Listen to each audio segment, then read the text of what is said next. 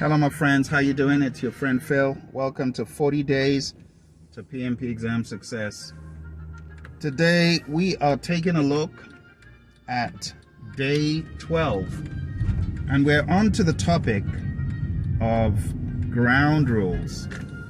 Ground rules and things like that, okay? So let's read what exactly this task tells us. It says, define team ground rules. So what are ground rules? You could say ground rules consist of do's and don'ts, things that constitute good behavior, things that are looked at as unacceptable behavior, bad behavior if you will. All this stuff is talked about when we refer to ground rules.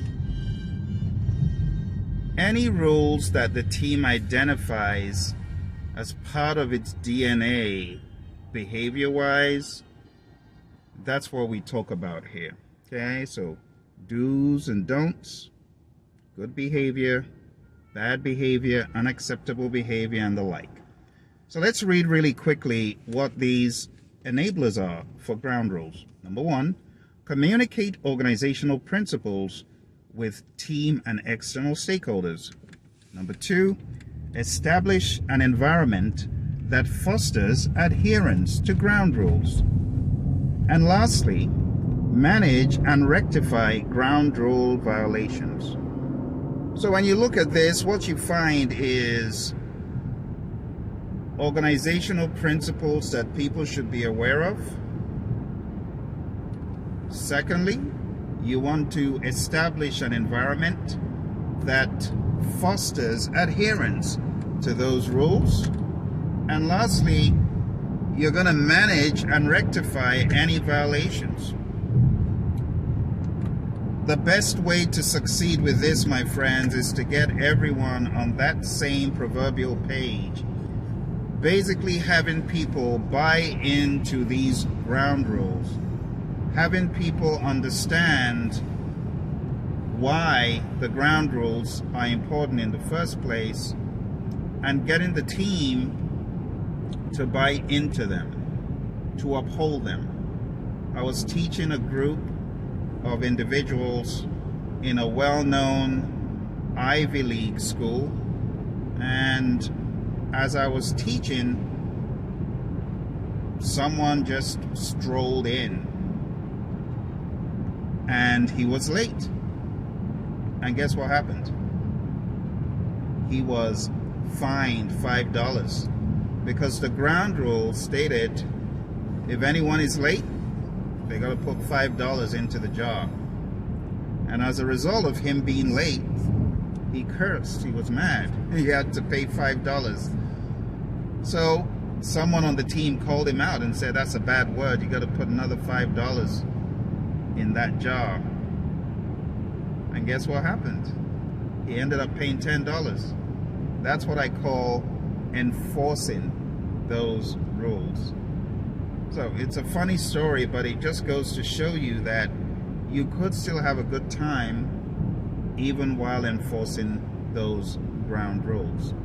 All right, so we talk about the team charter here. That is a word that you might have heard in the past, right?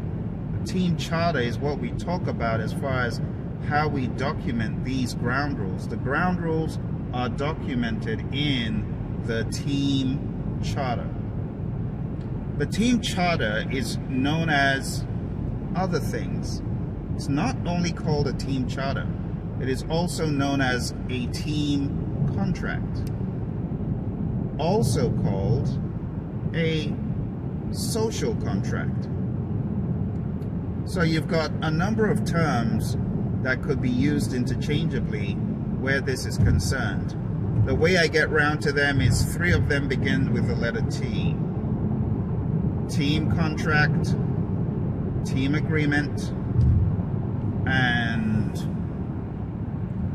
I forget. Let's do that again. Team contract, Team charter, there we go, and team agreement. Takes time for the brain to boot up. And then the other one is the social contract. Okay, and those three terms, like I said, you got to get used to seeing them being used interchangeably. All right, ground rules should be in those documents. Right. Someone could also refer to the ground rules as everything, but it's typically one of the T's or the S. And the way you can remember, they come next to each other in the alphabet. S and T, social contract, team contract, team agreement, team charter. And you can find other things in the team charter along with the ground rules. Ground rules is just one of them that is mentioned here explicitly. I know we talk about the team charter earlier on in the people domain, but I really want to call your attention to the importance of having a team charter to document the ground rules. Okay? Again, you want the team to buy into this. And as a good project manager, establish the environment and then manage and rectify any violations. Very straightforward, isn't it? Very simple. All right. Now, in addition to the ground rules, you can have the definition of ready, talked about, the definition of done. From an Agile perspective, we expect to find these additions in the team charter. So it's not just ground rules. It could be a number of other things as a team deems fit, how it will work together, rules for meetings, one person talking at a time in a meeting as opposed to having everyone talking in a meeting, and things such as that, how conflict will be resolved, good old etiquette, meeting etiquette, team etiquette, okay? Things like that. I hope that makes sense, and I hope it gave you some clarity as far as this task for the day is concerned. All right, my friends. Well, that's it. We are done with the work of today. The only thing that's left, you probably guessed, it's the questions. Yeah, I would like for you to answer the questions for the day, and that will close out our efforts. All right, thank you very much. I'll be speaking to you very soon, but look out for the questions coming after this. Part 2 of day 12. Let's jump straight into what we have in the question side for define team ground rules. First of all, we have these open-ended questions. Make sure you answer them, and if you've got any questions about these questions, please put a comment below. Let me know what your specific question is. Let's jump into the multiple choice questions. When starting an Agile project, you are working on a document which enables the team to establish its values, agreements, and practices as it performs its work together. Which of the following terms best describes this document? Is it A, B, C, or D? Hit the pause button if you need more time, but the answer to this first question, my friends, this first one is team charter. It's not a service level agreement. That's something else. Rules of performance measurement is something different. And A says agreements, MOUs, and LOIs. This is a memorandum of understanding. That's a letter of intent. It's none of those. The answer is D. All right, so let's move on to our next question. Which of the following is true about the team charter?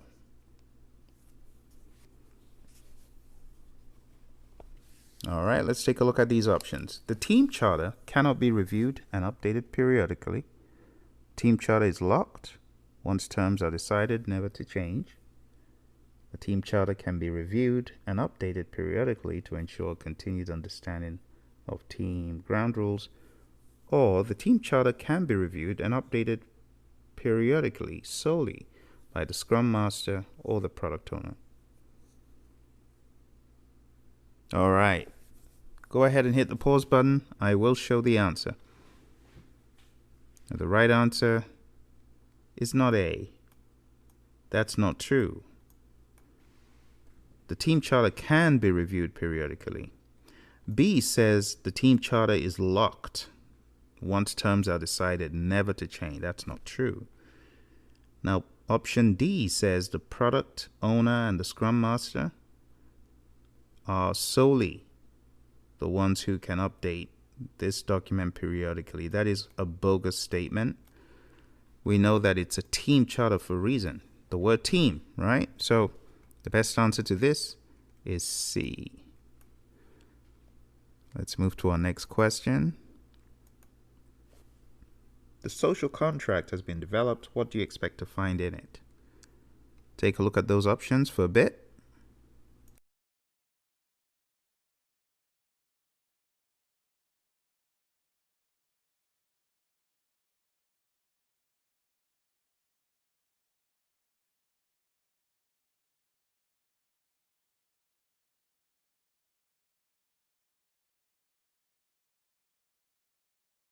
All right, so let's use the process of elimination. In the social contract, which is the team charter, you will find A for sure, and you will find B, because the definition of ready could be in a team charter and also everything else. Team values, communication guidelines, meeting guidelines, decision-making criteria and process. How does a team get to consensus? All of that stuff. So if it's A, B, and C, of course, the best answer is all of the above.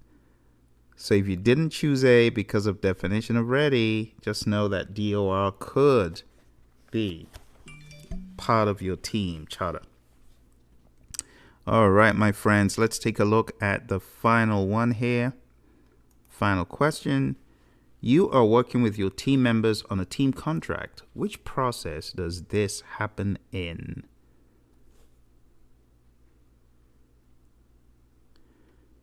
All right. So let's take a look at the options. It says which process. It didn't say which knowledge area, so it's not A. And it's not develop team because you already need your team charter going into develop team. Your team charter is already created by then. And it's not plan procurement because plan procurement management doesn't have anything to do with this particular document called a team contract. So the best answer is C. It's plan resource management. This is where we get the team charter, which is also known as a team contract. And that, my friends, is the end of our review of those questions today. Pretty simple. The main thing is to understand these concepts and then to dive into more detail as you proceed.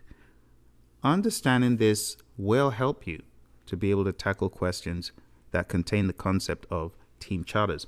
Just make sure you read the team charter in the Agile Practice Guide. That will greatly help you. Thank you for joining me today on 40 Days to PMP Exam Success. We are beyond that quarter mark. And next will be just 2 more days to finish off people. And then we're going to be into process, which a lot of you have been waiting for. Process is heavy, but we're going to survive it. You take care, and don't forget to hit like, subscribe, and share with your friends. Thank you very much, and bye for now.